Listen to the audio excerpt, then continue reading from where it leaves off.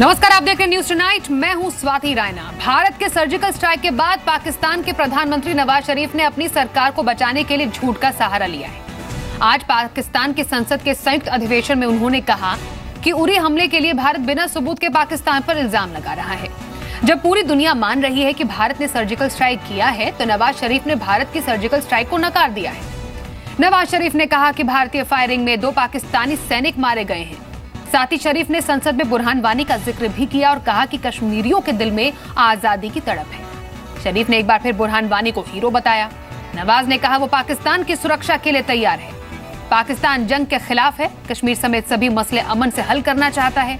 साथ ही नवाज ने प्रधानमंत्री मोदी को जवाब देते हुए कहा कि बेरोजगारी और भूखमरी का मुकाबला बारूद से नहीं किया जा सकता। जिन खेतों में बारूद बोया जा रहा है, उसमें रोजगार नहीं पैदा किए जा सकते।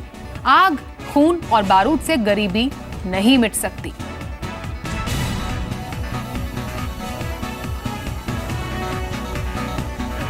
चंद घंटों के अंदर अंदर, बल्कि 6 घंटों के अंदर अंदर भारत ने इस वाक़े की जिम्मेदारी पाकिस्तान पर डाल दी।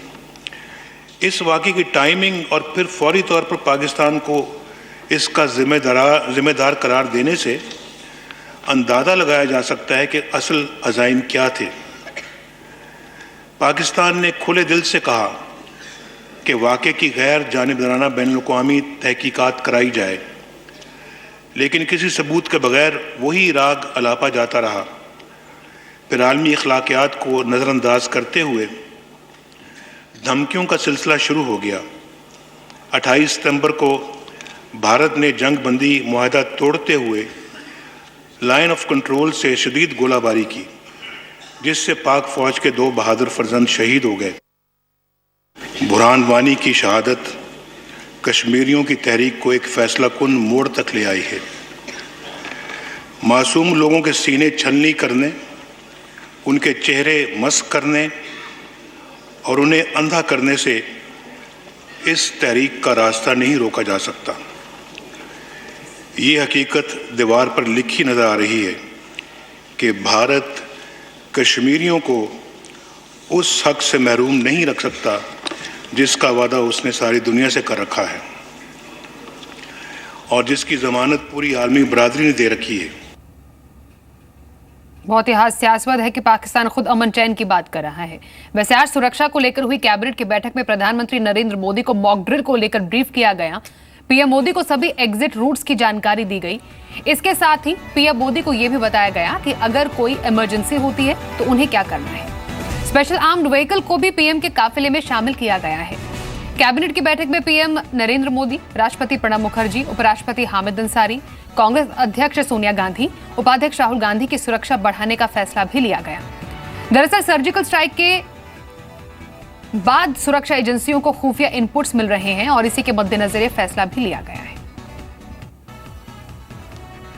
वैसे सरकार ने साफ कर दिया है कि वो किसी भी दबाव में आकर सर्जिकल स्ट्राइक का वीडियो जारी नहीं करेगी। सूत्रों के मुताबिक सरकार ने उच्च स्तर पर यह फैसला लिया है और साथ ही जब जरूरत होगी तो सरकार उचित मंच पर सबूत पेश कर सकती है। सूत्रों के मुताबिक सरकार ने यह फैसला भी लिया है कि जरूरत के मुताबिक सही मंच पर सबूत सामने रखे जा सकते हैं। आज हुई कैबिनेट की बैठक में पीएम मोदी ने सभी मंत्रियों को सर्जिकल स्ट्राइक पर बयान न देने को कहा। सूत्रों के मुताबिक जिन मंत्रियों को बयान देने को कहा गया है, सिर्फ वही बोलेंगे। इस बीच गृह राज्य मंत्री हंसराज अहीर ने साफ किया है कि सेना ने सामान्य प्रक्रिया के तहत सर्जिकल स्ट्राइक की एक वीडियो क्लिप सरकार को सौंप दी है। डीजीएमओ ने ली थी, ये उनका अधिकार है और उनका भी कर्तव्य है कि सरकार को की भी कार्रवाई की जानकारी दे। एक जमाना था राइटिंग डॉक्यूमेंट दिया जाते थे, अब जमाना बदल गया, क्लिप मिल गई, क्लिप दे दी। सर्जिकल स्ट्राइक के सबूत की मांग करने वालों को पूर्व थल सेना अध्यक्ष जे सिंह ने कड़ा जवाब दिया। कहा, सेना से ऑपरेशन का सबूत मांगने का अधिकार किसी के पास नहीं है। So if there has been damage caused to the other side, there is electronic evidence. We don't have to share it with anybody. आज पीएम मोदी की अध्यक्षता में कैबिनेट कमेटी ऑन सिक्योरिटी की बैठक हुई। बैठक में गृह मंत्री राजनाथ सिंह, एनएसए अजित डोवल, रक्षा मंत्री मनोहर पर्रिकर मौजूद रहे। सूत्रों के मुताबिक सीसीएस की बैठक में आंतरिक सुरक्षा से जुड़ी अहम जानकारियों पर चर्चा हुई। वहीं सर्जिकल स्ट्राइक पर देश में सियासत हो रही है और इसी सियासत के बीच सरकार के पास सर्जिकल स्ट्राइक के 3 तरह के सबूत भी होने की बात सामने आई है। जी न्यूज को सूत्रों के हवाले से मिली जानकारी के मुताबिक सेना के पास सर्जिकल स्ट्राइक के 3 तरह के सबूत हैं। इनमें पहला सबूत यूएवी से ली गई तस्वीरें हैं, दूसरा सबूत सैनिकों के हेलमेट में लगे कैमरे से रिकॉर्ड हुई तस्वीरें और तीसरा सबूत सैटेलाइट से ली गई तस्वीरें हैं। आर्मी के ऊपर में विश्वास रखें और सरकार के ऊपर छोड़ दीजिए। जब फौज खड़े होके ये बात कहती है कि उन्होंने नियंत्रण रेखा के ऊपर कुछ ऑपरेशन किया है, तो ये बात सर्वमान्य है। एलओसी पार के लोगों ने भी माना है कि वहां आतंकियों का सफाया किया गया है। सूत्रों के मुताबिक पाक आर्मी और आईएसआई ने चुपचाप शव दफना दिए। ये भी बताया गया कि कुछ शव दफनाए गए, कुछ लश्कर कैंप ले जाए गए। एलओसी पार रहने वाले लोगों ने आतंकी कैंप को जलते हुए भी देखा। सूत्रों के मुताबिक गवाहों ने सर्जिकल स्ट्राइक के बाद चालहाना की मस्जिद में आतंकियों को जमा होते हुए देखा। मस्जिद में जमा हुए आतंकी लश्कर के थे और पाक सेना पर आरोप लगा रहे थे कि भारतीय सेना के हमले के वक्त उनकी मदद नहीं की गई। 28 सितंबर की रात को सेना ने एलओसी पार सर्जिकल स्ट्राइक को अंजाम दिया। सूत्रों के मुताबिक जिन जगहों पर सर्जिकल स्ट्राइक हुई वहां पाक सेना भी मौजूद थी। सूत्रों के मुताबिक सर्जिकल स्ट्राइक में आतंकियों और पाकिस्तान के सैनिकों को नुकसान हुआ।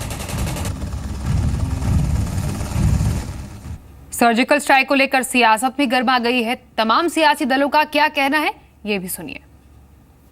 मेरा ख्याल है कि सेना पे अविश्वास करना राष्ट्रद्रोह से कम नहीं।